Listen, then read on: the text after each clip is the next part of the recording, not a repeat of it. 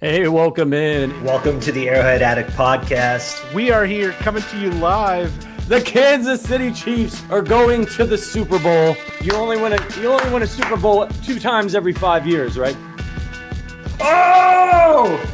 The warm-up act is over. Let's bring in Melissa Etheridge, massive Chiefs fan. Melissa, Super Bowl champion, 2-time Pro Bowler, and Trent Green. Trent Green, how you doing? Hey, what's going on, guys? and he picked it up! He picked it up! He's gonna score!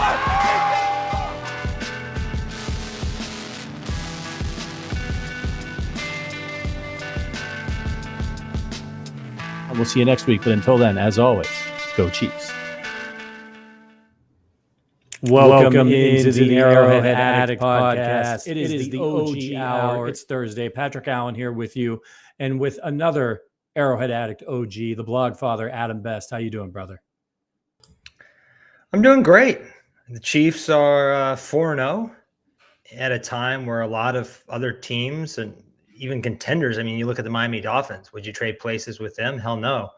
So I know the Rashee Rice injury is a major bummer that we all felt last week, because it seemed like he put the offseason behind him and was really blossoming into perhaps more than any of us thought. And just like that, it was all gone. But yeah, I'm excited to see where this season goes. How about you?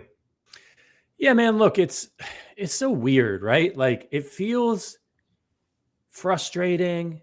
The football hasn't been pretty, like all that stuff, the injuries. It's been like an annoying season, but they're 4-0, man. Like, they're 4-0.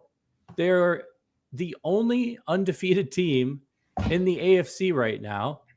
And the only other undefeated team in the entire NFL is over in the NFC, and it's the Vikings.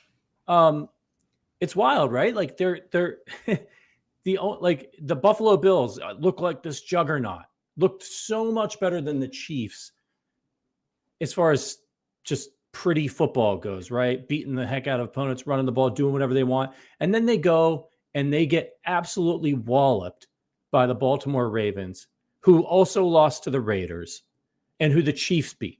So, like, what do you make of it? Like, I think it's just, my advice to Chiefs fans is just don't get too caught up in all this, like the details of the regular season, because it's not like it used to be, right? Like when we stunk and we had Matt Castle and all that stuff, and you were like looking for anything good, anything bad, analyzing everything. We're in such a different place and such a different era with this team, where they're just sort of meticulously going about their business, trying to get to the playoffs as healthy as possible. And so for them to have looked as bad as they have, and to be 4-0, that's fantastic. And look, I'm nostalgic, man. Like, I miss the Chiefs in 2018 when they were just like razzle dazzle and super exciting. Like, that was really fun to watch. But man, I don't care how they play during the regular season as long as they're hoisting that Lombardi at the end of the year. That's been the playoff games have been so enriching to me as a fan that I've had to rewire my brain to look at the regular season as, and I say this on the show all the time, the Chiefs regular season for them is a 17-week preseason. Nope, you're muted.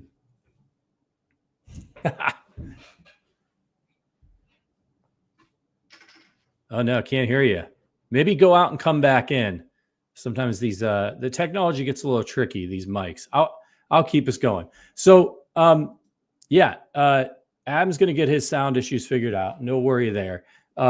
This is actually a great time for me to let you know before we get in. We got a great show today. We're going to talk about wide receiver targets for the Chiefs. We're going to preview Chiefs versus Saints. And I got to let you know that it's a great time of year again, right? I mean, football's back and it's here to stay until February. Over 1 million fans across 33 states got in the game last year by making picks on Underdog.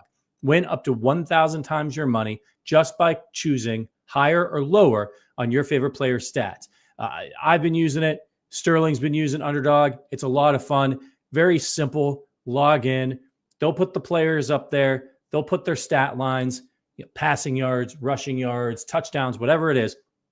You choose higher or lower. It's a chance to win a little bit of money. It's fun. It's easy. Just head over to Underdog's really simple to use mobile app or underdogfantasy.com, and you could sign up using our code Arrowhead. And Underdog will give you a free pick to use on your first cash pick'em entry, plus up to $1,000 of bonus cash when you deposit. That's Underdog Fantasy promo code Arrowhead Addict to claim your new customer special or free pick with your deposit offer. You got to be 18 or older, 19 and older in Alabama and Nebraska, 19 and older in Colorado for some games, and 21 and older in Massachusetts and Arizona, and present in a state where Underdog Fantasy operates. Terms apply. Vote in Colorado. Concerned with your play? Call 1-800-GAMBLER or visit www.ncpgambling.org. In Arizona, call 1-800-NEXT-STEP, 1-800-639-8783, or text NEXT STEP to 53342.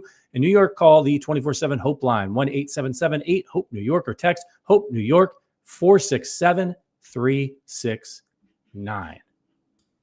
I'm going to give Sterling a run for his money on these reads. He's all, he always wants to do the reads because he thinks he can do it really fast, but I got to get some skills as well. Are you back with us, Adam? Can we hear you? I hope so. There he is. You got me? Oh. Yeah, what happened, man? Glitch. The Matrix. We haven't had that problem yet. All I was going to say is the most exciting game of the Patrick Mahomes era, they lost. It was that Monday Night Football shootout versus the Rams, 54-51. There's part of me that wants the defense to be bad again just so I can see the offense cook. But, of course, deep down, you take the Lombardis. And the weirdest thing about the season so far is I don't even remember that Falcons game. Honestly, it's like someone Men in Blacked me. And I think by the end of the season, there are going to be so many wins where it's just like, God, I can't believe we ever worried. I can't believe we got caught up in like you said, the small details, when this is just a team that knows how to win, that knows how to finish games, as well as any roster in NFL history. And I think the other thing it's kind of a bummer, but the Chiefs and Patrick Mahomes kind of broke the NFL. Offenses were going crazy. Big plays were happening all over the place. And then you had Mahomes come on the scene, and he was just absolutely torching teams. Do we think that he can't do that anymore? No. We saw it. See, the change started to happen back in 2021 when everybody started playing the Chiefs differently. They started playing shell cover. Tyreek was still on the team. They weren't getting the big plays that they were used to getting. And Patrick Mahomes, who was still a very young quarterback at that point, had to rewire his brain, learn how to be more patient, learn how to play a different way. And the Chiefs changed their offense. They traded away Tyreek Hill, partially because they didn't want to pay him, but also I think partially because they saw where things were going.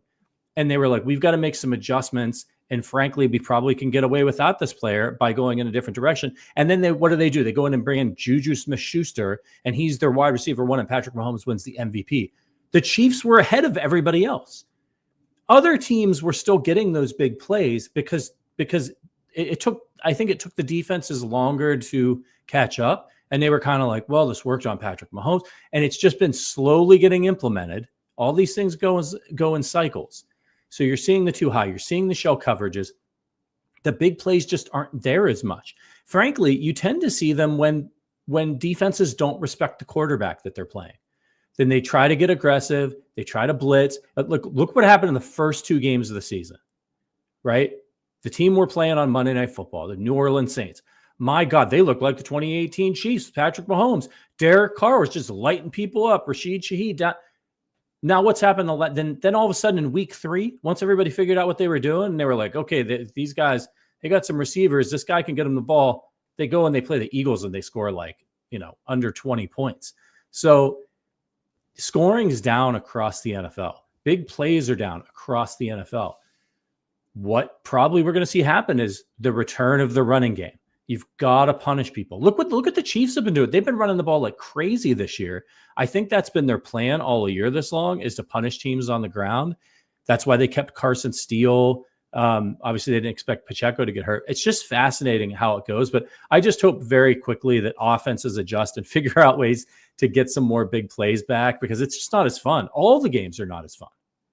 Well, I think the guy we're about to talk about is the kind of player that is breaking these kind of too high shell defenses, the Rashee Rice archetype. the Cooper Kupp, Chris Godwin, Amon-Ra St. Brown, Deebo Samuel as well, guys that can kind of bust zones, sit down in the 5 to 7 yard range and turn a simple slant into a 13 or 14 yard pickup. And I think you're going to see more and more of that. The question is, what do the Chiefs do now to that was the engine of their offense. I know they're running more than they have. They're still one of the game script neutral, pass heaviest teams in the league. So it's an interesting conundrum. Yeah, well, let's dive into what the Chiefs need to do. And we're going to hit the news. And we got a super chat from Rob Miller, and he's breaking the news there for you guys if you haven't seen it yet. The Chiefs have placed Rashee Rice on IR officially. Rob says, now that Rice is on IR, do you think a move comes before or after the bye week? I think we'll get to that in just a minute, Rob. Let's talk about Rashee Rice's injury to start. So here's what I wrote down here. All we know is that we don't know nothing. And that's basically it with the Rashee. We know Rashee Rice is hurt. We know that it is bad enough that the Chiefs are placing him on IR. But the news that we heard after the game was, hey, this is a torn ACL. They have a test for that. They did the test. It was positive. That's it, right? But then he goes in for his MRIs, which is, they just usually do those with that kind of injury. They know this, they have the test. It's a very accurate test. And then they go and the MRI confirms that it's torn and that's it. That has not been the case. They just don't know exactly the extent of the injury right now. There's a lot of swelling, this hyperextension. Remember, Travis Kelce hyperextended his knee at the beginning in training camp last year, missed the first game of the season. And I think I remember him talking about how much there was a lot of swelling for a while there. So the reports right now are that the Chiefs need to do more tests to confirm. There's a glimmer of hope that maybe it's not as bad as they originally thought, but they need to be able to see it. And right now with the swelling, they can't. So they're going to do more tests next week. What do you think, Adam? Are you feeling a little bit better? Maybe we get him back at some point this season? Not really. I just think it's a complicated knee injury. It reminds me of what happened with Justin Houston. I think it was 2016 or so when he didn't completely tear his ACL. It was intact, but he still ultimately had to have it repaired and had to have surgery. And what we don't want is for them to rush him back. Rashee Rice looks like a long-term fixture in this franchise. He looks like a receiver we might actually bring back. And I know people will say, well, we didn't bring Tyreek Hill back. Well, the Chiefs were very close to bringing him back. And then Christian Kirk got a ridiculous contract that spiked the wide receiver market. Davante Adams signed this ginormous deal, and Tyreek Hill says, I want to get paid like him. And the Packers did the exact same thing that any reasonable franchise would.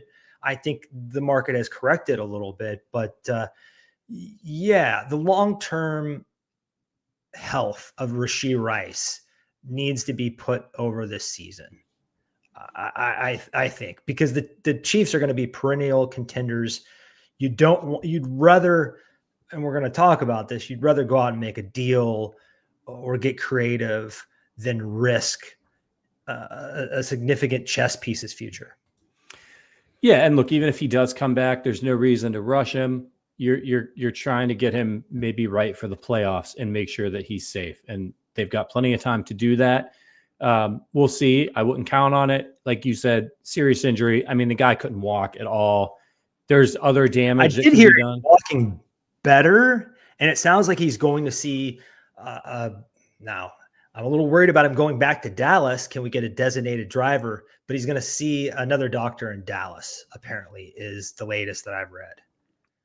Yeah, it's usually clear cut in these situations. So we'll hang on to any little bit of hope that we can.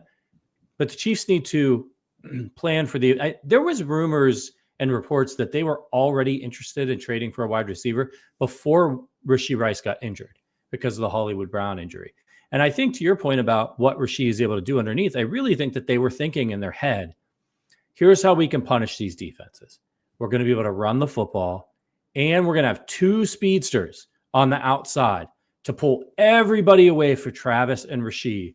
And it's pick your poison. You want to try to deal with them, someone's going to get loose in the back end. you want to stay back, then Rashee Rice, Travis Kelce, and Isaiah Pacheco are just going to eat you up all day long. It was a great plan, but it's the NFL and it's a war of attrition. The Chiefs have generally been really, really fortunate in the injury category during this dynasty run.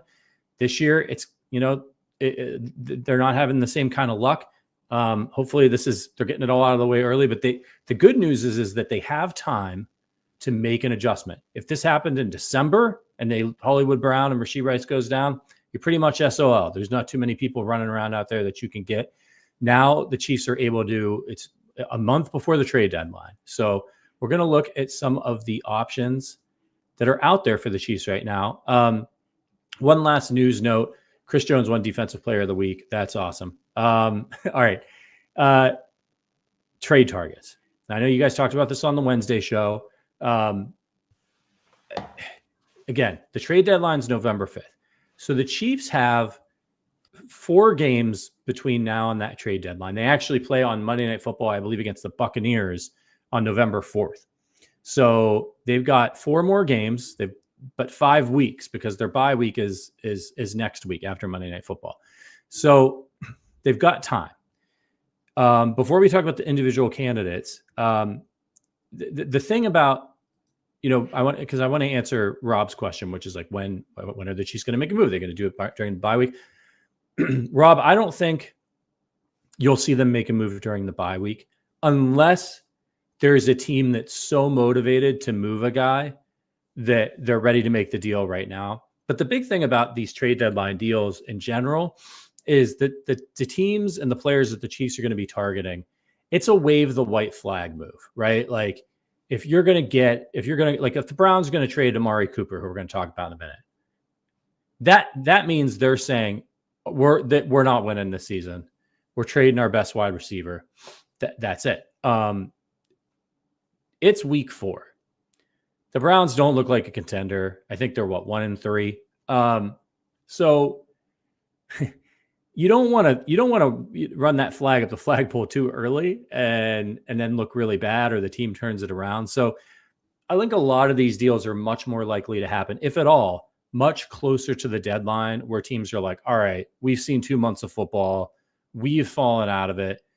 The responsible thing for us to do is to make a move. So let's get into some of the individual candidates. And I want to kick us off with a fun one, a preposterous one that's almost certainly not going to happen. One more point. By waiting, anybody the Chiefs trade for, they spend less money on. They're cheaper because the other team is paying their salary. If they trade for somebody right now, then they've got to pay them every week of their salary. If they wait, it makes it a little bit more easy for them. I think the downside to waiting is how intricate Andy Reid's offense is. Especially now, you'd hope that a veteran could pick it up, but if he's coming from outside the system, now there are players that like Christian Kirk who are in similar systems, but I think that would be kind of the other side of the coin. You wait too long. Can you get this guy ramped up and really playing at his full potential before the playoffs? Yeah, and that's the trick. I think the good news is the Chiefs, they're 4-0. They're in a great spot. So even if they do bring somebody in, they could slow play this. They don't need to rush them out there. They don't need production from them right away. They can use the last couple of months of the season to bring them up to speed. So KCDC says, Reek coming back if Veach covers his child support, bro. Probably cheaper to pay him. Tyreek does have a lot of kids.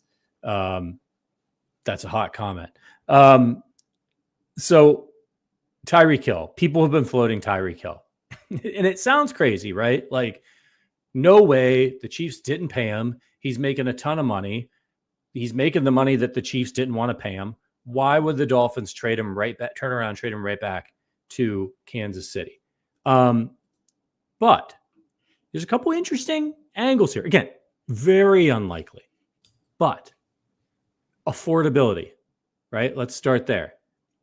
This is from Jason at Over the Cap. You could follow him on X at Jason_OTC. He says, the cost to trade for him would be just $1.7 million. The number would drop by $126,000 each week that passes.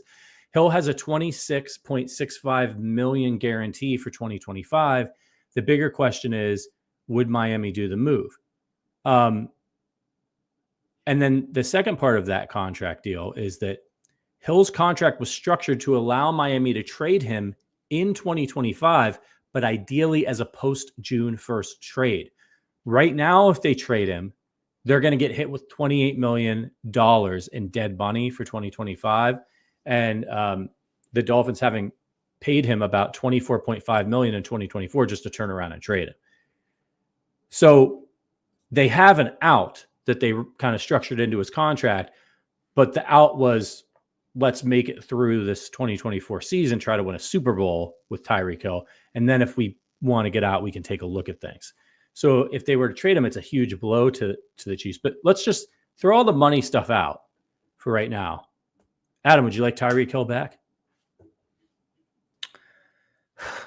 It's complicated. It's definitely complicated because he's going to want to get paid again, I think, at some point. And when you're the fastest player in the league, getting into your 30s, it's a dicey proposition. But he's such a difference maker, you'd have to consider it. Where I come to on this is that the Dolphins, you have Mike McDaniel. I think his job's probably safe. But if they only win 2 or 3 games this season, that's rough. They also just gave $212 million to Tua Tagovailoa, and I don't think they're ready to call it yet. It sounds like he's coming back from yet another concussion.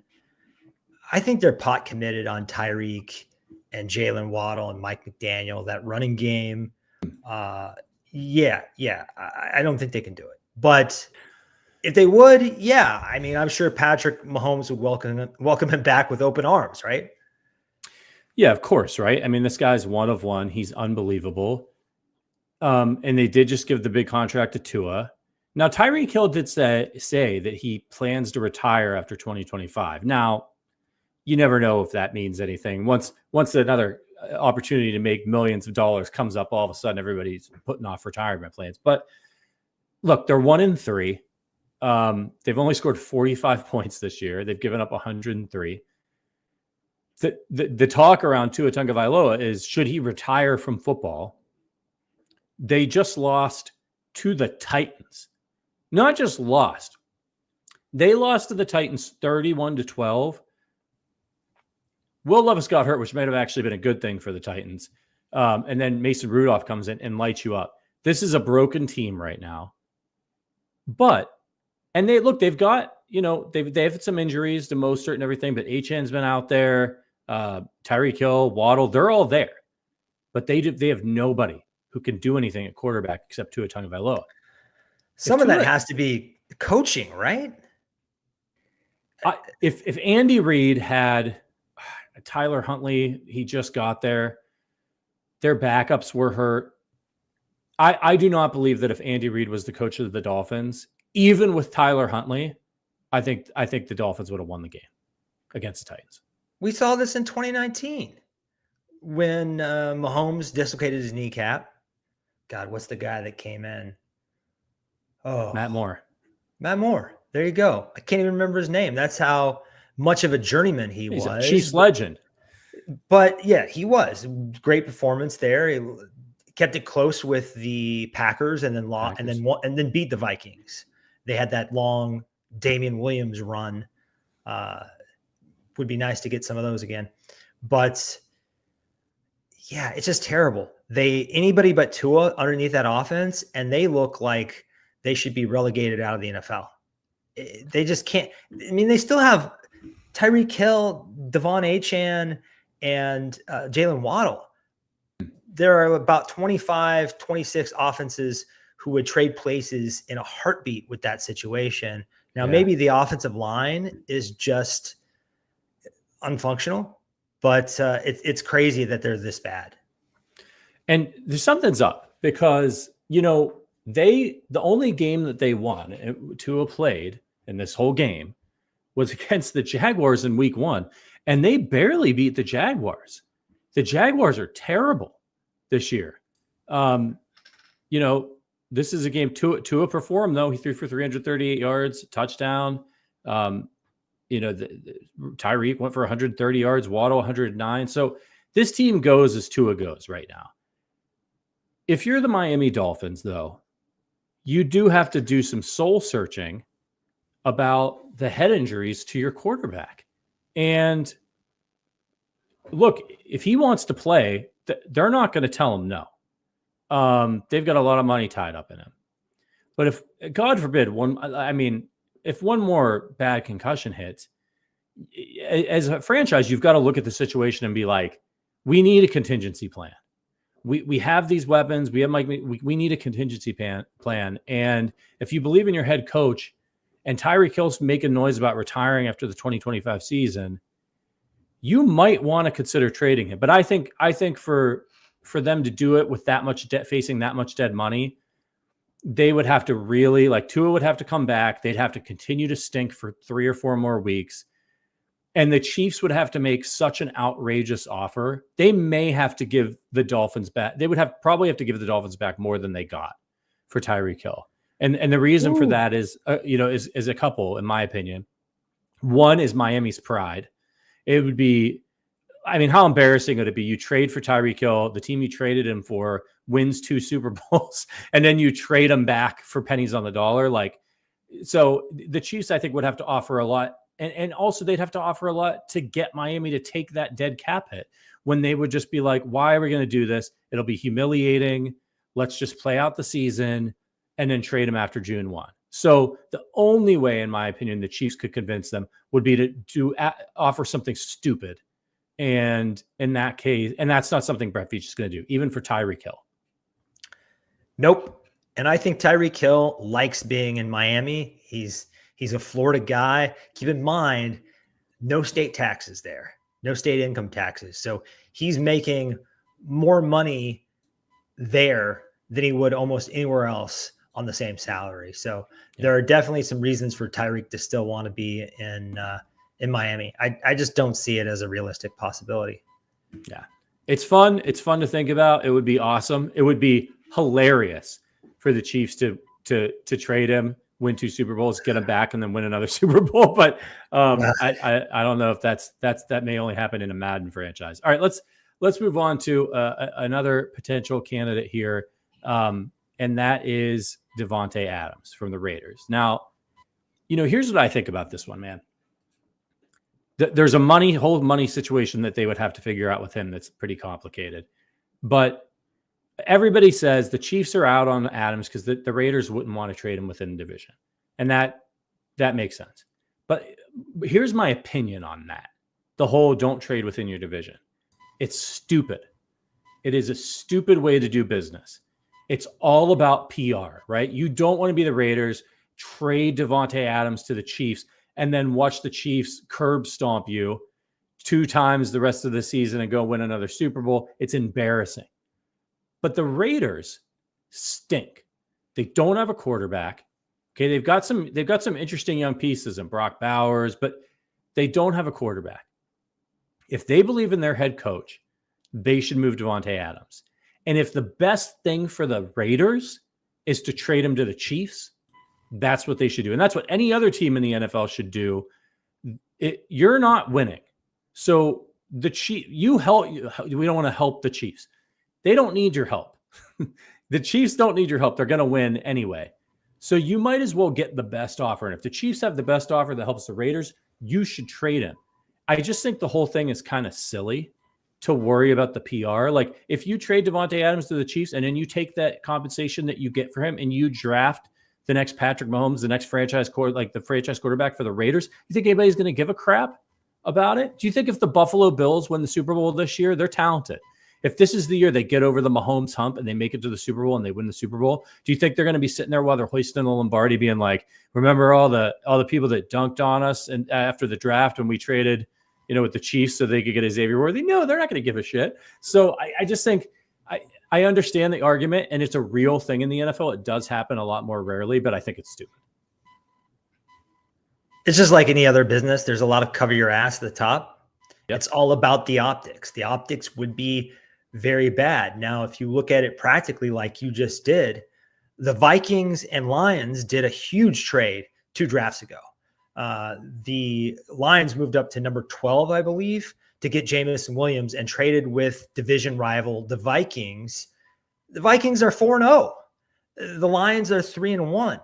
As long as you're making your franchise better, that should really be all you're worried about. And furthermore, if you're taking a 3rd-round pick away from the Chiefs for a soon-to-be 32-year-old receiver, I mean, the logic there is that you're improving your long-term outcome and you're like decreasing their ammo for the future. So that should be a net gain for you. There's just no way that they're going to do it because the optics, Skip Bayless and Shannon Sharp and all those guys talking about Davante Adams hoisting the Lombardi trophy, they would just get demolished in this hot take era.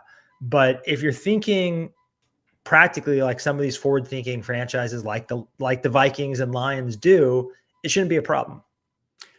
I will say, when have the Raiders ever really been concerned about embarrassing themselves? If there's one franchise dumb enough to do it, it's the Raiders. But yeah, it's probably unlikely. He doesn't seem particularly interested in Kansas City. Obviously, he went to the Raiders in the first place because he wanted to play with Derek Carr. He went, now it's the Jets and go back to Aaron Rodgers and help the mediocre Jets be a little less mediocre. I think if this guy really wanted to be in Kansas City, he might be able to kind of force his way there and be like, I will only go to the Chiefs. Like if he really wanted to win a Super Bowl, he could say that. They may not trade him, but he could say that like, I won't play for anybody but the Chiefs, and then kind of force his way to Kansas City. It doesn't sound like he's doing that. Doesn't sound like they're even necessarily on his list. So let's go to some more realistic people here. There's 3 I have on my list. I forgot to put one on the outline, but Deontay Johnson, Amari Cooper, and I'm going to throw D-Hop on there because he's old. The Titans are ass. And I will say, I said this in the post-game show, the Titans would be, if the Titans don't trade DeAndre Hopkins to somebody before the trade deadline, they should fire everybody in the front office because it would be irresponsible for them to keep him on the roster for absolutely no reason. Like, Will Levis stinks. You don't need DeAndre Hopkins. You've got Calvin Ridley over there. Like, it ain't happening. He's not just going to turn it around. He doesn't have it.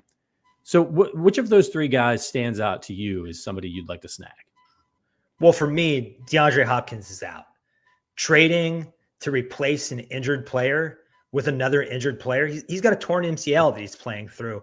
I just don't know. He's not playing a full complement of snaps, and I just don't know if he's going to get through the entire season, especially at his age. I think he's another guy that's like 32, and the age cliff is undefeated. He may stay somewhat. Tell that to Derrick Henry. Well, anomalies exist. Find me another running back who looks like Derrick Henry, and I'll give him an exemption too, right? Yeah. So I would put DeAndre Hopkins out. I also just don't think he's got as much in the tank as these other 2 guys. I love Deontay Johnson. I think he is one of the most underrated players in the league. For some reason, I think it's just he's had some drops, particularly on primetime games. I think that's kind of his reputation. But honestly, I'm not saying he's the best all-around wide receiver in the league because he's not. He's not even in the top 10. I don't even know if he's in the top 15. But when it comes to separating, God, he's up there, man. He's really, really up there. He's a target hog. He's a guy that Mahomes could target him 10 times a game. Easy. The question with Deontay Johnson is, are they already in Carolina permanently done with Bryce Young? Because if they have any inclination to bring him back this year, they have to surround him with talent to make sure that they can do a proper evaluation.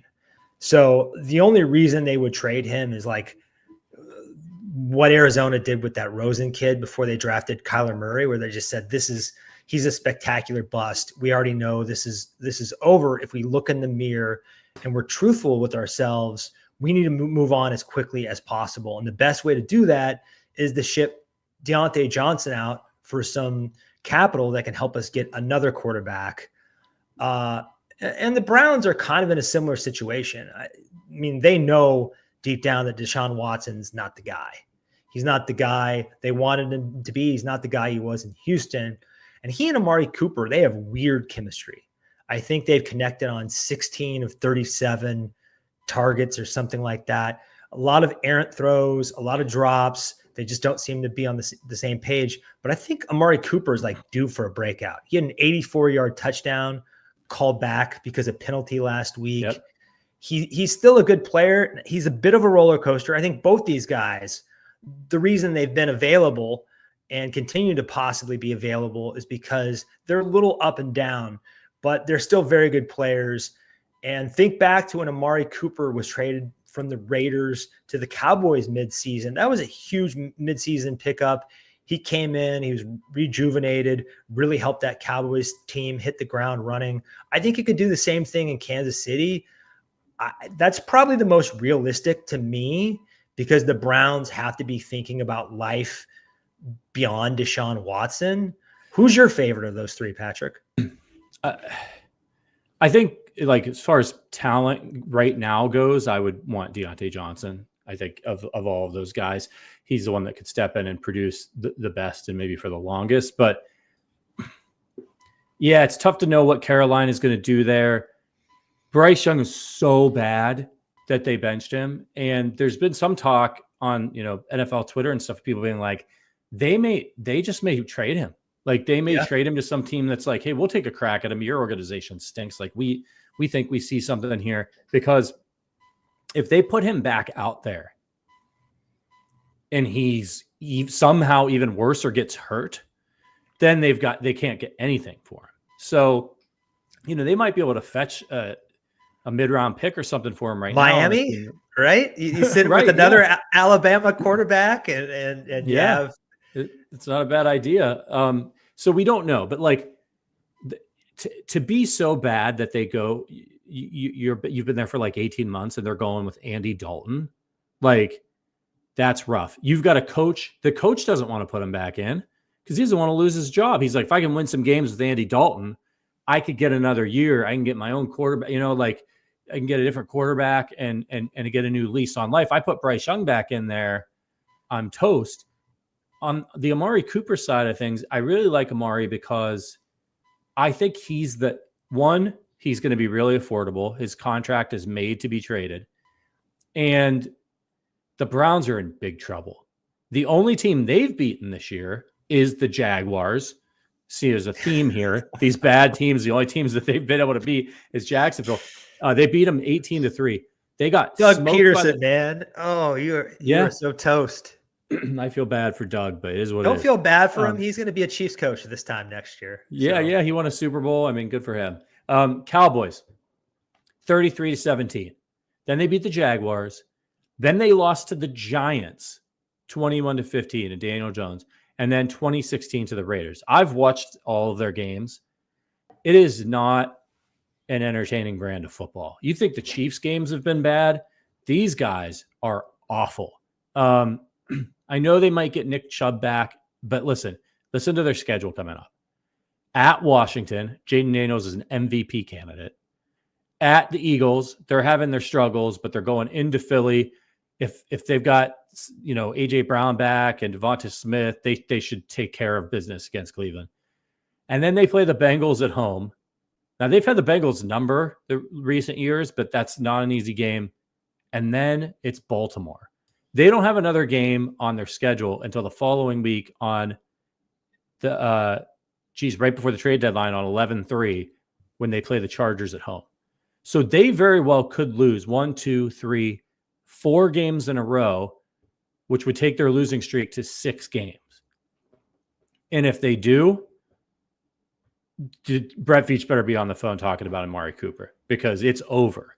There's no reason for them to keep him. Their only glimmer of hope is that they get Nick Chubb back in the next couple of weeks. They find a way to beat Washington. They get Nick Chubb back maybe against the Eagles, and Watson starts playing better. I don't see it. I don't think it's going to happen. I think this team is listless without with Deshaun Watson back there. I think his brain's broken. Remember what happened to Tiger Woods, after all that stuff came out about him and he got nationally embarrassed and humiliated, he just couldn't golf anymore. Like, he had injuries and stuff too, but like he kind of for a while there was like just it broke his brain. And I think all the stuff with Deshaun Watson, like, you've got to be like confident to play quarterback in the NFL, man. It's one of the hardest things in the world. And to have all this stuff come out about what a scumbag you are. You know what I mean? Like he doesn't have any swagger. He doesn't have any confidence, and it shows up on the football field. He's toast. The Browns are idiots for signing him in the first place. They're getting what they deserve. And maybe the Chiefs can benefit from all that by snagging Amari Cooper and getting a veteran wide receiver. Maybe. I think it's poetic justice that Baker Mayfield is tearing it up down in Tampa Bay. It's kind of what the Browns deserve. But yeah, putrid brand of football right now. They have to be thinking about moving Amari Cooper. I think it's a good fit. He's a good football player. If you put him with Xavier Worthy and Travis Kelce, sprinkle in a little Justin Watson, a little Noah Gray, it's better than what they had last year. Yeah. And I'll say that you're seeing more and more evidence of bad organizations ruining players. And we call these guys busts. But we've seen plenty of evidence in the last few years. We've got our own Alex Smith. Everybody said he was a bum, not a bum. Good NFL quarterback. Great NFL quarterback? No. You put him in the right situation with the right defense and things go his way. He was good enough to win a Super Bowl in that like ilk of quarterback that game manages their way to a Super Bowl. But he was not a bad quarterback. Look what Sam Darnold's doing right now. Look at Geno Smith slinging the ball around in Seattle. He certainly doesn't look like a bust, like a bum. So we see these guys that like Baker Mayfield. Everybody was like, oh, the Bucs are going to be terrible last year. They go to the playoffs, win a game. Come back this year, they're like, okay, now the wheels will fall off. They're far away from Tom Brady. That team is getting older. Sure doesn't look like it. Bad organizations ruin these guys. And when they get in the right Jets, situation, man. the right coach. Yeah, the Jets. It's a factory. I'm waiting for homeboy that they traded to Denver. Zach Wilson.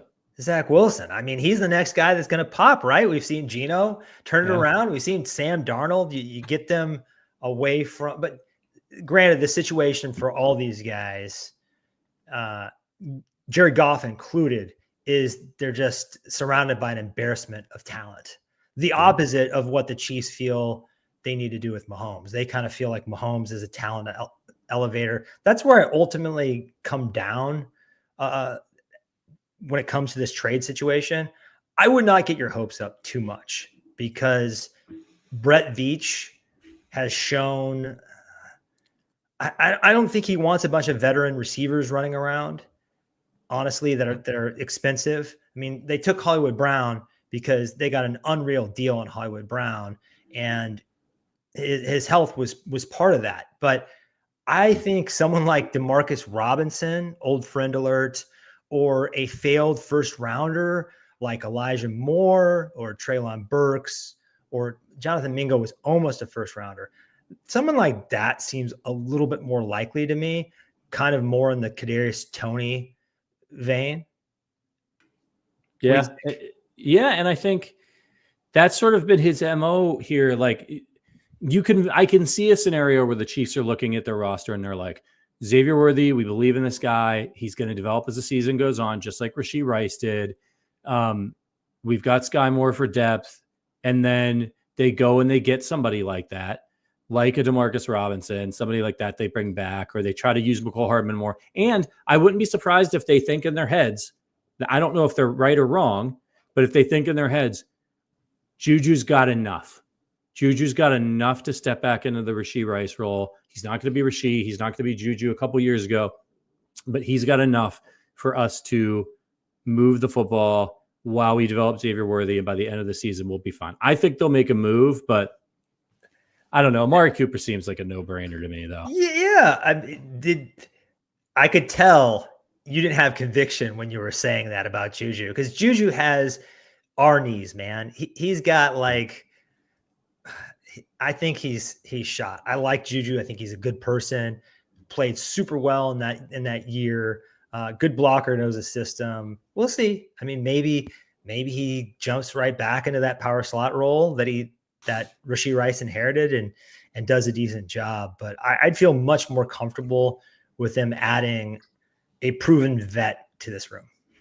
Agreed. Well, look, we've got plenty of time to wait and see what happens, and we'll get our first preview of the Chiefs without Rashee Rice. Although we really kind of got it during the game, and they managed to make it work. And of course, Travis Kelce's still running around out there, and he looked okay in that last game. So that's good news for the Chiefs. Okay, let's preview this game. Monday Night Football, Chiefs versus Saints. The Chiefs are big favorites in this one. I'll be honest with you. I was a little bit surprised at this line. I know the Chiefs are at home. It's prime time. Playing a 2-2 team, they're 4-0.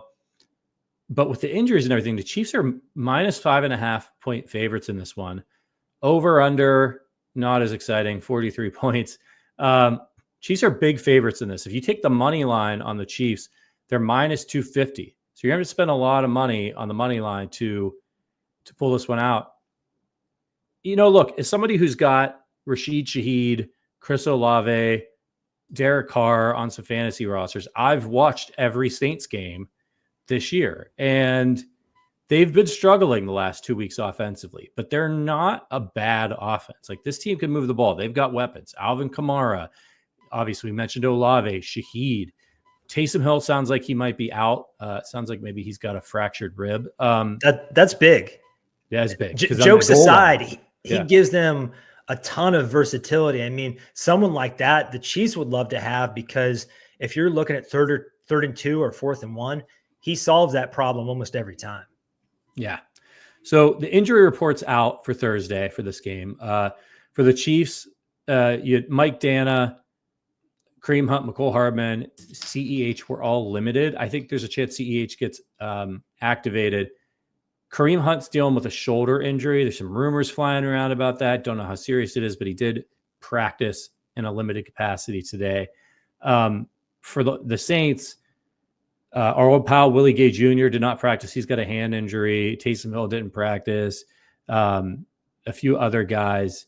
And they got a bunch of guys limited. Kamara, Juwan Johnson, Olave, Cedric Wilson Jr. So we'll see how it all plays out. We're a long way from Monday Night Football.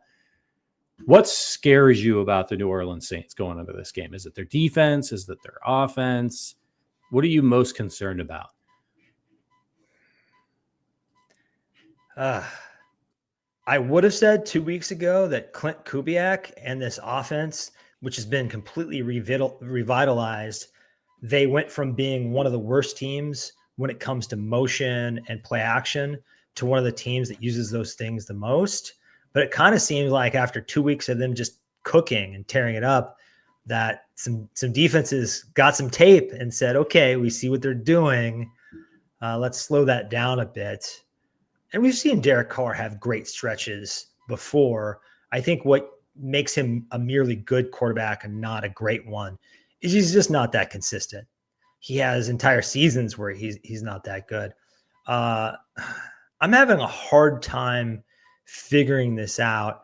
I'd probably say the combo of Chris Olave and Rashid Shaheed, it's a really good, really underrated wide receiver combo. Those guys are fast.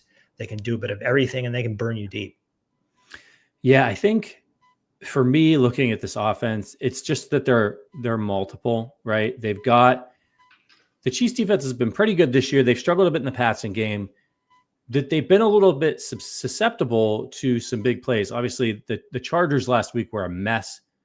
They couldn't, the quarterback couldn't move. They didn't have their tackles. They couldn't block.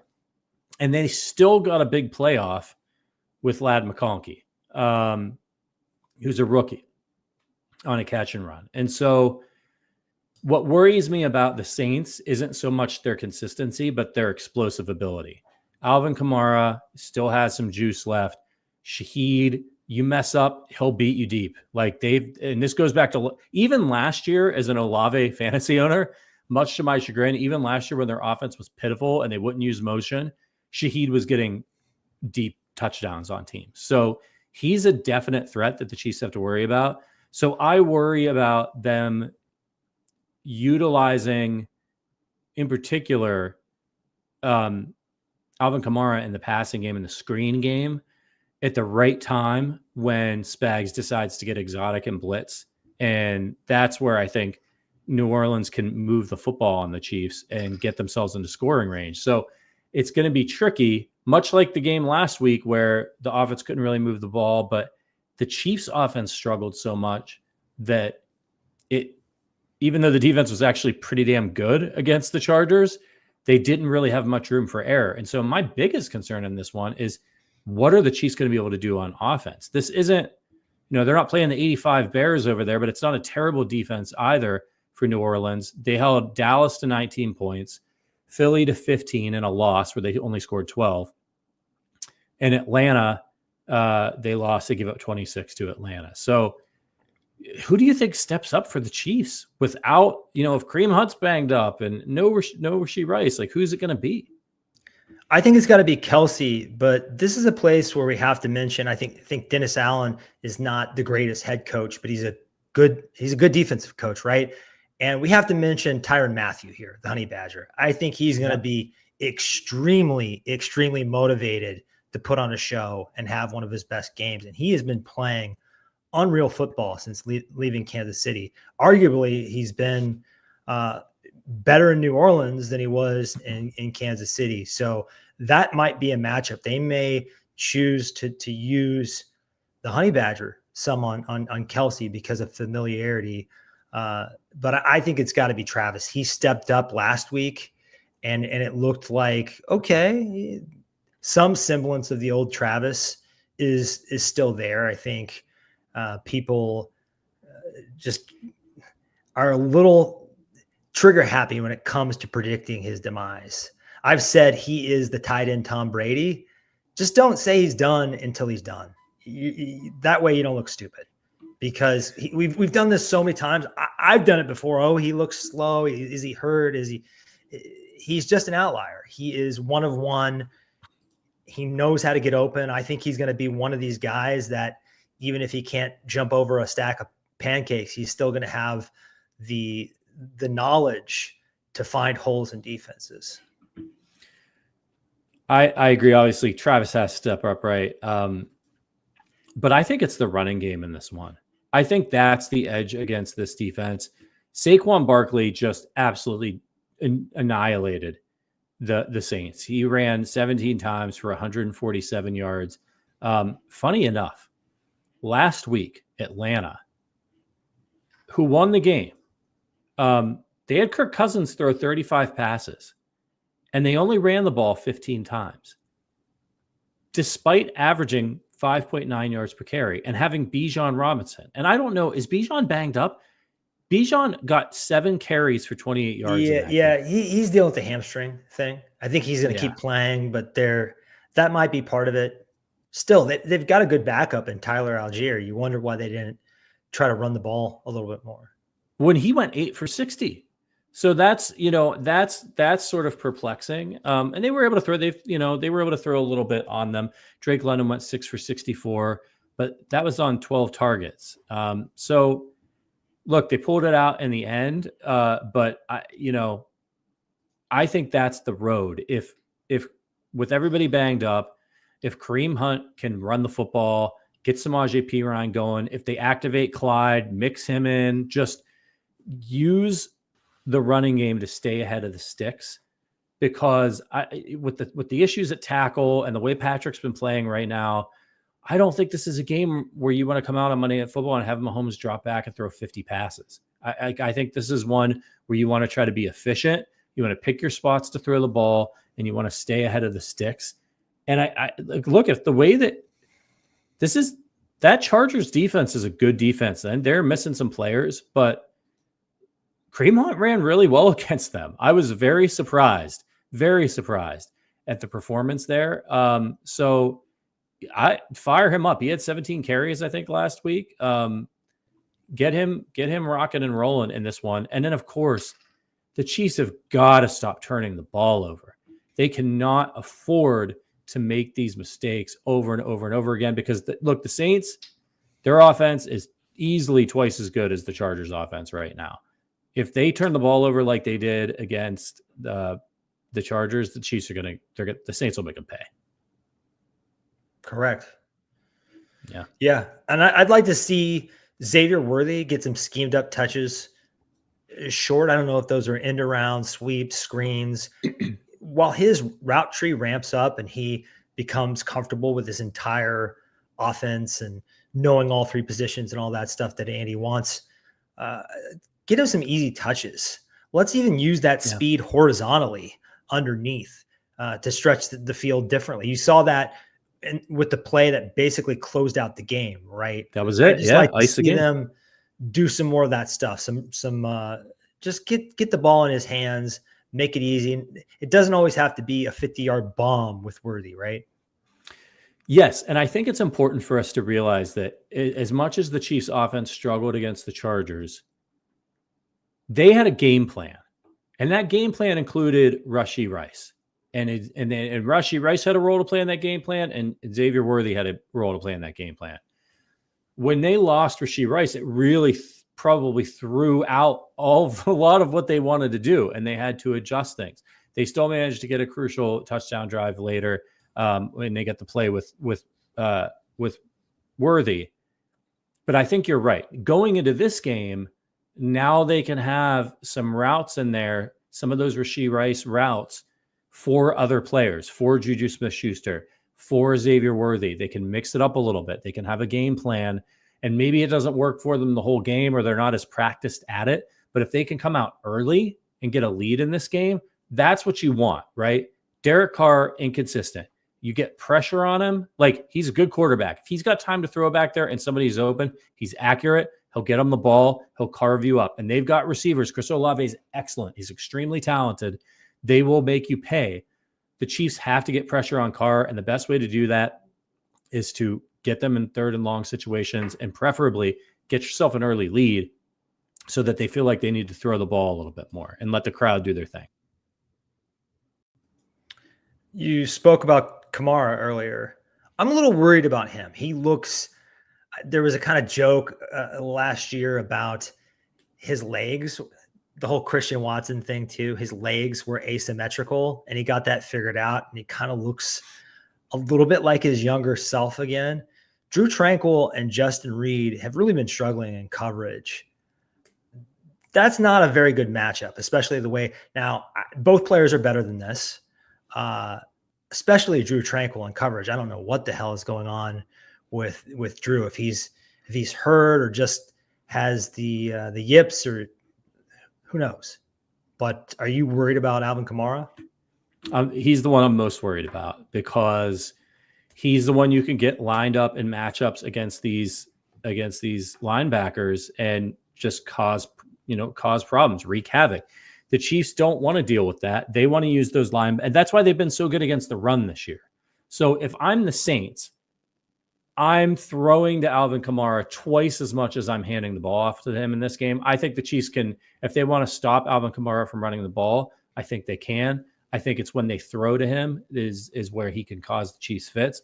So they're going to need to have a game plan. They're going to need to put their best cover person on him and be ready for that. All right. We got to get to our final score predictions. We're going to give you our final score predictions for this one. But before we do that, this is the Arrowhead Addict podcast. If you want to support the show, there's lots of ways you could do it. You could check out the link in the description and become a member. You can watch games with us in the private Discord, shoot the shit. We have a fantasy football league going on right now. Member-only events. It's a great way to support the show.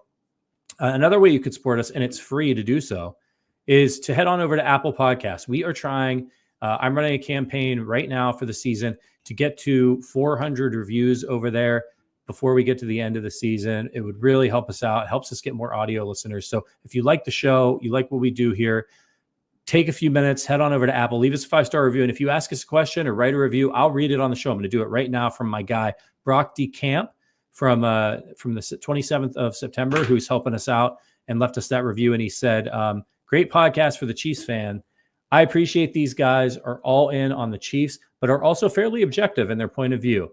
In other words, they are not just a bunch of homers. I especially like the previews of the upcoming games, which we're doing right now. Appreciate you, Brock. Thank you so much for your support. if you've never left us a review, if you've been listening to the show, or even if this is your first time, it'd mean a lot to me if you could take a few minutes tonight, this evening, while you're watching Thursday Night Football, head on over to Apple Podcasts, leave us a review. Be honest, but leave us 5 stars. All right, let's get to our predictions for this one. Final score. Lay it down on me, Adam. How do you see it playing out? 20-17. I am done picking the Chiefs by significant margins until they show me that they can consistently pull away from teams and not just eke out victories. So I think if they're going to win by a field goal, they'll probably be in control of this throughout, but it's just going to be an ugly game that they manage to win in the end. Yeah, it's man, I almost picked against the Chiefs this week in the staff picks over at arrowheadaddict.com. It just feels bad. Like, it's Monday Night Football. They've lost Rashee Rice. Patrick's been playing poorly. Kareem Hunt's your starting running back. Like, what's happening? It just feels like one of those games that they have just a flat game and they lose. And this is a team in the Saints that's talented enough to knock you off if you let your guard down. This is no give me. So I almost picked against the Chiefs, but then I remembered that they're 4-0 and they've beat far more talented teams than the Saints, and that we have Patrick Mahomes, and I just can't pick against them yet. When they start losing, I'll pick against them, but they haven't lost, and they're 4-0, and they still got Travis Kelce running around out there and Andy Reid. So I think they're going to pull it out. I think it's going to be ugly as sin and a close one. Chiefs 16, Saints 14. Kind of makes me a little queasy, but that's the way I see it going. I think Spags is going to step up. Look, he's familiar with Derek Carr. This feels like one of those games to me where the Chiefs offense continues to struggle, and they just want to get to the bye week so they could start installing some things that are different during the bye week. And it's a game where Spags dials up his exotic blitzes, keeps Derek Carr off balance, forces sacks, forces favorable situations for the Chiefs defense, and they get away with one. The reason I feel so comfortable picking the Chiefs here is not because of Mahomes and Kelce and Reed. I think the offense has left a lot to be desired so far. Now, I think they'll definitely get it together, but that might be a work in progress, especially with Rashee Rice out. It's Spags and maybe mostly Chris Jones, who I think has been the Chiefs' best player, and it's not even close a month into the season. In fact, I'd say their second best player has probably been Creed Humphrey. But Chris Jones, I don't see the Saints having the offensive line to stop Chris Jones in crunch time. They're going to be able to, like they almost always do. I mean, seriously, it's been almost every game. It was like this in the playoffs last year. It was like that in the opening game against the Ravens. And then last week, Chris Jones won the game. They just find the weak spot, Spags and Jones, in the closing moments, and they exploit it time after time. And he's just such a great player. There's simply nothing they can do to stop it, right? Yeah, I'm with you. It just feels like a Spags game to me. And don't forget about Trent McDuffie running around out there. I think if you want to have Trent McDuffie follow Chris Olave, I think you can match up with him pretty well. And then at that point, when you look at the Saints team, like after Olave and Shaheed, the next receiver is, of course, with Kamara, and we talked about the problems that he presents. Then it's Foster Morrow, 45 yards, Jawan Johnson, 39, Marcus Tipton, Cedric. Like, they don't have anybody else to catch the ball. Like, it is. Who the hell is Marcus Tipton? I've heard of A.T. Perry and these tight ends. I've never heard of Marcus Tipton before. Yeah, Tipton's a wide receiver. He's got 4 receptions on 5 targets for 23 yards for them. So look, like, that's the thing. I think you put McDuffie on Olave, and then you keep somebody deep to make sure that Shaheed's bracketed as the deep threat, and so that he doesn't beat you. You could trust McDuffie one-on-one and Olave. Olave might beat him on one, but I think you do okay there. And so then at that point, you can focus on putting a safety on Kamara if you want, and you're not worried about Foster Moreau. I'm sorry. You're not worried about Jawan Johnson. He's a nice guy. I met him in person. He's been coming back from injury, but you're just not worried about that. So I think that's how you do it. If you're taking these guys on, but don't be surprised if my score prediction is correct. Don't be surprised if it's the 2-minute warning and the Saints are winning 14-13, and the Chiefs have the ball, and Patrick Mahomes plods them down the field, and Harrison Butker hits a 48-yard field goal at the end to send the Chiefs into the bye and to send everybody else into all the haters into a frenzy. All right. There's a little segment we like to do here on the Arrowhead Addict podcast on the OG Hour. It's called Patty's Power Rankings, where we rank all things football, food, snacks, whatever. Adam and I are both big movie guys. So we have to talk about movies when he's on the show. And the last time you were on, we started talking about 90s action movies and how it was sort of a golden age for, I don't know if I want to say good action movies, but memorable action movies is Michael Bay, some just like good 90s goodness. It's sort of like some of those movies from the 80s. Like the 80s was a great decade for like slasher horror and fantasy and sci-fi. But some of the movies from the 80s are just like completely ridiculous. Like remember, you ever seen Mannequin? I think that was in the 80s. Yeah, Mannequin. Like James Spader's in it. Yeah, Splash. Yeah. Just like insane, ridiculous, over the top movies. The 90s, that's where the 90s went, I think, with action. Like that genre just so let's rank. Like, give me a lot of guilty pleasures. I need a clarification here. Is sci-fi included or I kind of have a gut feeling of where the line is drawn. Like The Matrix probably isn't eligible. Yeah, I thought about that when I was kind of putting together my list, and I was like, I'm not going to include The Matrix in action. It is action, but it is at its heart. For me, when I think about 90s action movies, I'm thinking about movie like mindless, no story, really, right? Like bare bones, basic, like what if some guys were in a prison? What if some guys were on a bus? You know, like that to me is the 90s action movie. The Matrix is so much better of a film in general. I think it's almost like, you know, it's sci-fi. Yes, there's a lot of action, but it's innovative in a lot of ways. Good storytelling.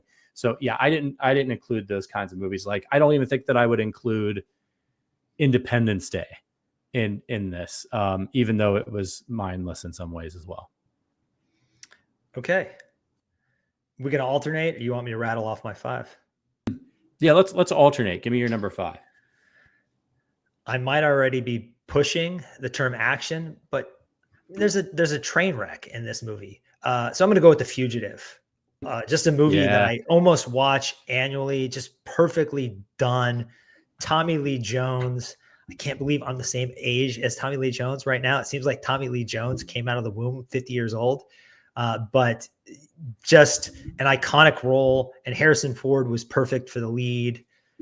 Just a ridiculously rewatchable movie that I love. Yeah. God, The Fugitive is so good. You get that line, you know, when Harrison Ford's like, I didn't kill my wife. And he's like, I don't care. Such perfect. Such a great one. Did you know, every time I watch The Fugitive, which isn't often, but this surprise, I get reminded of this and surprises me, that Jane Lynch is in The Fugitive. Yeah. She's like a friend of the hospital. Does she do prosthetics or something? She's like a nurse or something. Yeah, she pops up. Julianne Moore is in it too. Who's she? Yeah. She is a doctor who like rats him out to the cops.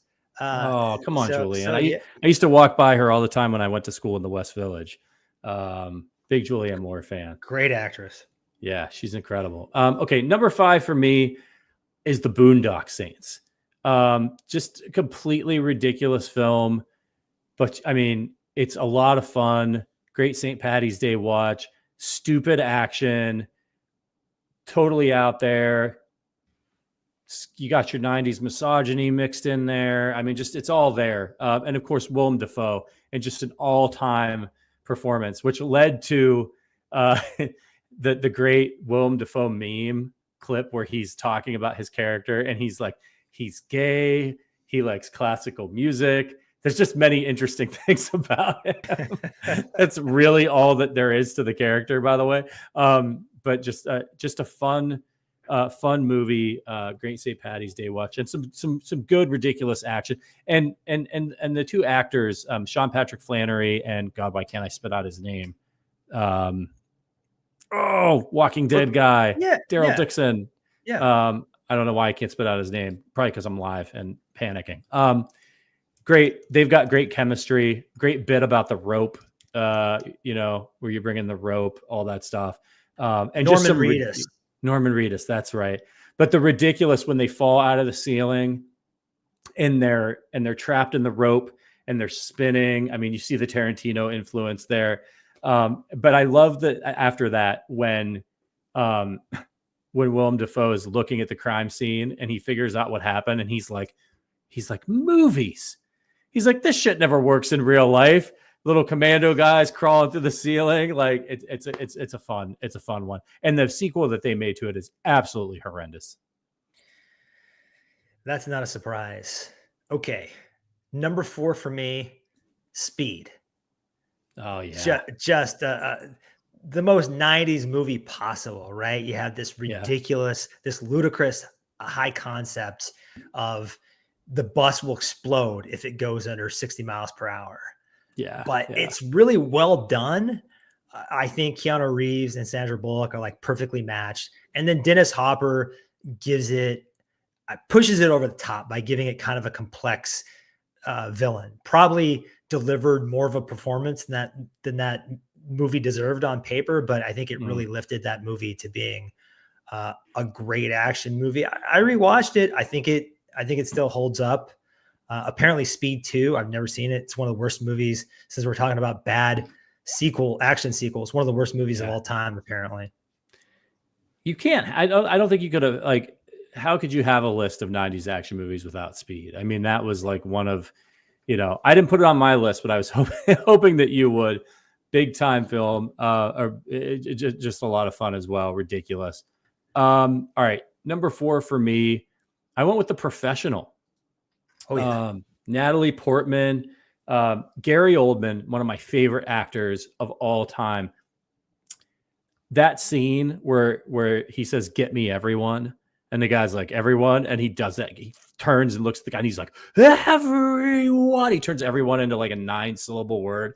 Unbelievable. I love Gary Oldman. He's incredible. He should be in honest to God, he should be in every movie. And as a big Harry Potter fan, I'm campaigning for the HBO series that they're doing. I want them to bring Gary Oldman back, not as Sirius Black, but as Albus Dumbledore. He's in his 60s now. He's young enough to make it through the 10-year series and not kick the bucket. And I just think he would be so good as Albus Dumbledore. Age him up a little bit. Fantastic. But Professional is excellent. It's one of the movies on my list that's actually good.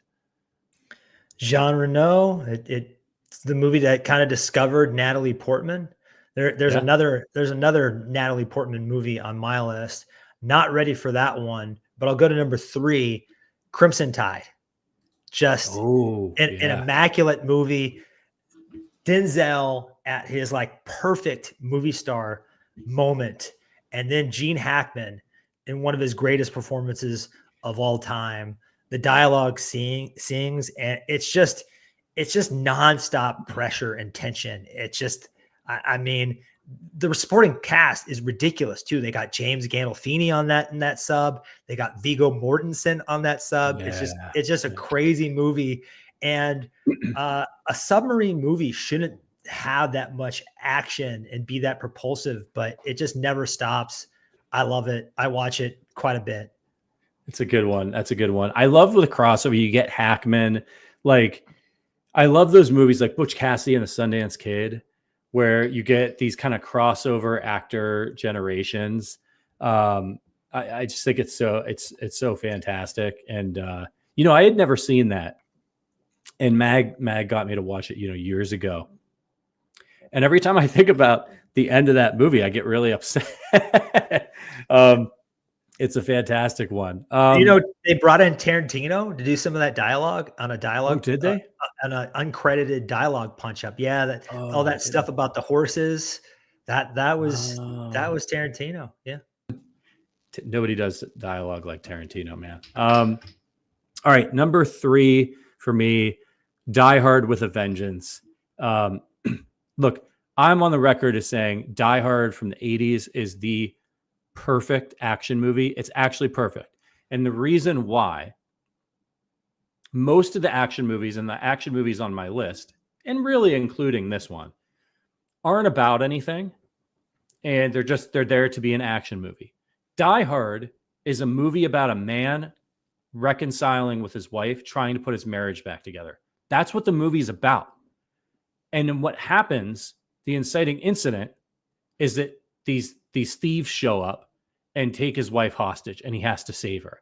And he learns by going through this process, they both learn that the problems that they were having were small and insignificant and somewhat petty. And that what really mattered was their love for each other, setting aside their pride and being together for their family. And in very few action movies, and I know I'm talking about the original Die Hard, not Die Hard with a Vengeance, but in very few action movies do you ever see the hero genuinely scared. And what I love about Die Hard is he has this great scene where he's picking the glass out of his feet and he's talking to Al, and Al's opening up to him and being vulnerable. And John McClane's pulling the glass out of his feet, and he's just like, he just needs Al to talk to him because he's scared, and he's in an incredible amount of pain, and he thinks he's about to die, and he's pulling glass out of his feet. And it creates this really great cinematic moment where he's listening but not listening, but then he hears what happens to Al, and they connect in this like real way in that moment where John's not openly being vulnerable, but he is in actuality extremely vulnerable. And then Al opens up to him, and they sort of have this moment, and neither of them really know it in that moment. And then it's of course realized at the end of the movie when they see each other. And then I love the scene at when he's up on the roof and he's tying the thing, and he's like, I don't want to die. Please don't let me die. Like, you never hear anybody say that in an action movie when they're an action star. Like, he's beat to hell. When he walks in at the end of that movie and he says, hi, honey, which is just hilarious. He's completely beat to hell, terrified, thinks he's going to die.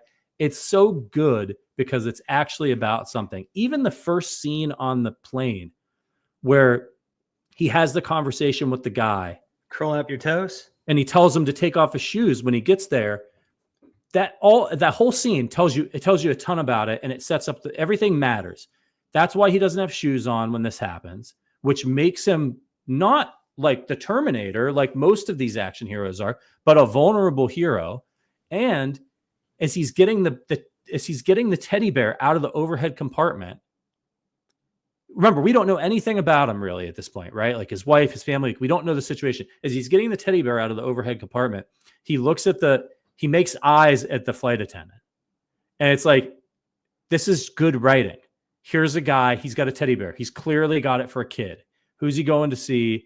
You learn everything you need to know about him without a line of dialogue, that he's probably a little bit of a womanizer, wandering eye, all that stuff. It's fantastic. So that movie sets the stage for Die Hard with a Vengeance, which is just a lot of fun with him and Samuel L. Jackson. Has another great inciting incident with him being horribly hungover the whole day. But it's like, it's good and it's fun, particularly the first half of the movie. And it's a classic 90s action film, but it doesn't hold up to the original. If you want to watch a real action movie, watch the story and the writing of Die Hard. Like, not just the fun stuff, but watch the story and the writing. It's actually really well done. It's also perfect casting too, because you got to a point in the 80s when you're watching all these Arnold and Stallone movies. You just know they're indestructible, but you never felt that with Bruce Willis. You were always fearful for him. And I think that continued all the way through Die Hard with a Vengeance. And a little bit of trivia here. That actually started out as a spec script that a screenwriter wrote trying to just sell, called Simon Says, and they adapted it to be a Die Hard movie. And you just worry for him, maybe even more than the original. Now the villain isn't as good, but I think Jeremy Irons is pretty damn good. And that's why I like Die Hard 3 better than Die Hard 2. Yeah, it drags a little bit when they were like robbing the reserve and all that stuff, but it's got some really good scenes at it. And, you get your buddy cop kind of comedy in there as well. All right, what's number 2 for you? Heat. Number 2 for me is Heat, and this is pushing action, but I do. There are shootouts, there are robberies. Maybe it's more crime, but that shootout in downtown LA is one of my favorite action scenes for the 90s. So I thought I could sneak it in. Just a unbelievable movie. I think throughout my childhood, just getting acquainted and becoming a big fan of both De Niro and Pacino, and then finally seeing them. They'd been in the same movie in The Godfather 2, but they'd never shared a screen. And seeing them just sit down and have coffee, that was like maybe the most epic scene of the 90s. Just two heavyweight actors of their time that get constantly compared to one another, just sitting down for coffee. I mean, that's how unbelievable that movie was. I think you peak Val Kilmer, Danny Trejo's in it, John Voight, the Allstate guy, right? The guy from the Allstate commercials. I forget his name, but just a classic movie. Another rewatchable one. I'm leaning into the ones that I watch the most. You have a couple that were in consideration for my list, including your number 2 was definitely going to be on mine. Yeah. My number 2 is Face Off. It's peak. It's another movie where it's a completely ridiculous premise. If you've never seen it, John Travolta and Nicolas Cage's characters literally get their faces swapped. And so at the beginning of the movie, one of them is a good guy, one of them is a bad guy, and they get their faces swapped, and then they play each other's character. Both of them are so good as the bad guy, the unhinged bad guy. And you get, the acting is actually really good in this dumb, ridiculous movie. And you get, prime unhinged Nicolas Cage. Then you get Travolta doing the unhinged. Like it's just it's just, to me, it's like the peak. Well, I guess not almost the peak. I think the number 1 movie is my peak on my list, but it's close to the peak of just ridiculous 90s action. John Woo, man. Travolta doing Nicolas Cage is just hamming it up beyond control, but it works because this movie, it is ridiculous and it knows it's ridiculous. I love when John Travolta, his character, actually becomes Nicolas Cage and has to go to this crazy middle of the ocean jail where you literally wear these magnetized boots that are like stuck to the floor. And he's got to convince everyone that he's Castor Troy. And just the manic acting from Nicolas Cage, where he's like, I'm Castor Troy, and he's getting all pumped up, but he's also about to like start sobbing. It's just completely unhinged. But if you love Nick Cage and John Travolta going for it, it doesn't get any better than Face Off. It's fantastic. I'm gonna have to watch it this weekend. All right, let's do number 1. My number 1 is Terminator 2. Terminator 2. It's a good movie. Yeah. I mean, I picked a couple good. I think I probably leaned into, especially with Face Off and Con Air not being on there. Oh, fuck. Well, it's all right. They don't know. They don't know. God, way to go, Adam. Terminator 2, though, is, I mean, again, insanely rewatchable. A lot of just monster scenes. That chase down that canal, that drained canal in Los Angeles, where you have John Connor on his little motorbike and he's getting chased by a semi, and Arnold has to come and like save him. The way it ends, and one of the greatest bad guys. I know the technology, when you go back and watch it, it doesn't like hold up to what we're doing today. But at the time, I remember being in the theater and what might have been my number 1 movie, I just didn't think it was eligible in this context. Jurassic Park and Terminator 2 around the same time. I mean, my mind can never be blown like that again, because I think I was just the right age, and film technology in between the end of the 80s and the early 90s just made such a jump that I don't know. But this is like Arnold at the height of his powers. He actually like lost weight from the first Terminator, And I think it really worked. And his English by this point was just much better. But it's funny too, when little teenage John Connor's like teaching him how to curse, and he's saying stuff like dickwad, and I'm a big Arnold fan though, so I had to get an Arnold on here.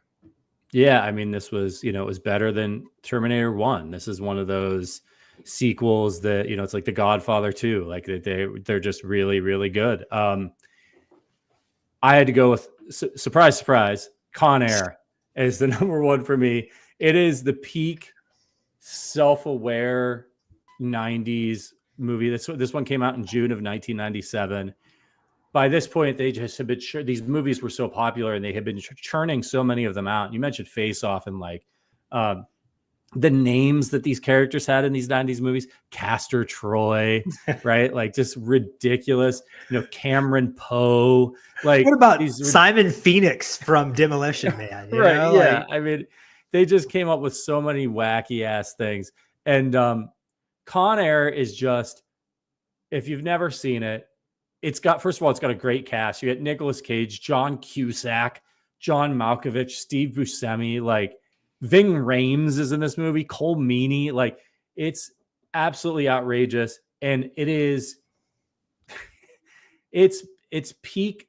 The great thing about this for me now, watching so many unhinged Nicolas Cage performances, is how restrained he is in this movie. Like, he's the one that's not unhinged in this movie. It's John Malkovich, Steve Buscemi. You've got all these crazy Dave Chappelle, right? Yeah, that's right. All these crazy inmates who take over this plane and are trying to escape. And Cameron Poe's supposed to get released, Nicolas Cage, and he just wants to get back to his wife and daughter. And he's got the long hair. He's wearing the it's not really PC to say wife beater anymore, but that's what everybody knows it as.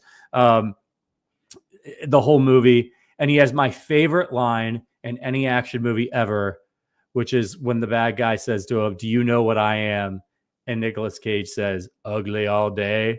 I mean, it's just chock full of lines like that. It reminds me of which I can't believe there's no Air Force One on this list, but like the "get off my plane" line, like all of those.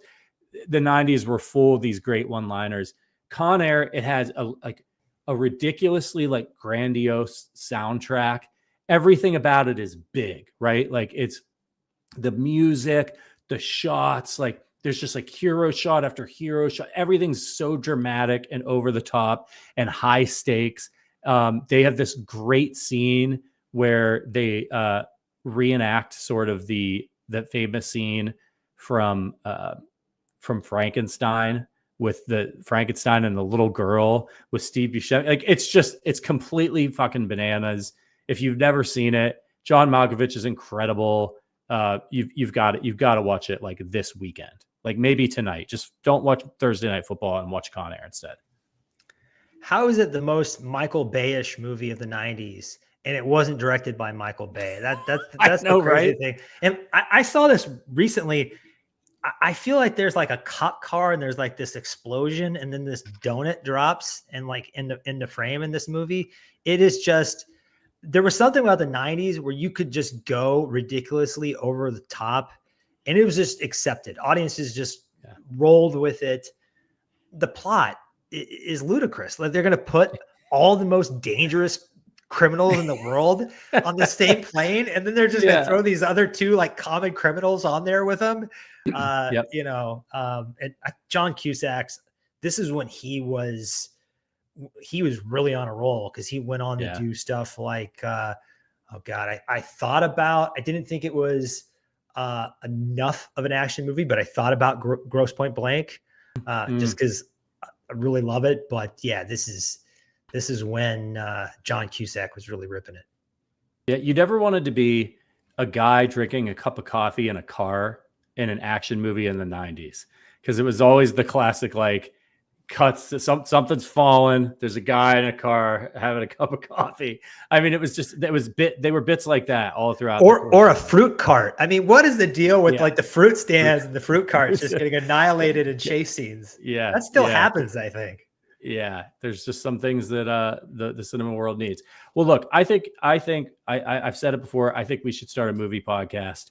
Let us know in the chat if you think you'd like to hear me and Adam talk about movies. Not for the last 30 minutes of your Chiefs podcast. It's a lot of fun. We love him. Adam's a screenwriter, so you'll be seeing some of his movies in theaters soon, I'm sure. All right, buddy, we got to get out of here. Poor producer Richard's gonna quit. Sorry, Richard. We get going on movies. It's bad. It's bad.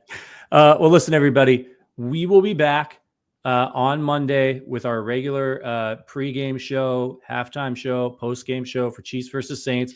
The plus side is it's a bummer that you have to go the whole weekend with no Chiefs football. The plus side is you don't have to worry until Monday about what's going on with the Chiefs. Just enjoy the football, enjoy the college football. And we'll see you on Monday right back here on the Arrowhead Addict channel. Make sure you're watching arrowheadaddict.com every day for all your Chiefs news. If anything happens with Rashee Rice, the trade for a potential wide receiver, all that stuff, you're going to hear about it first on arrowheadaddict.com. Make sure you're following the Twitter at arrowheadaddict. For Adam Best, for producer Richard, my name is Patrick Allen. We'll see you guys next week. Until then, as always, go Chiefs.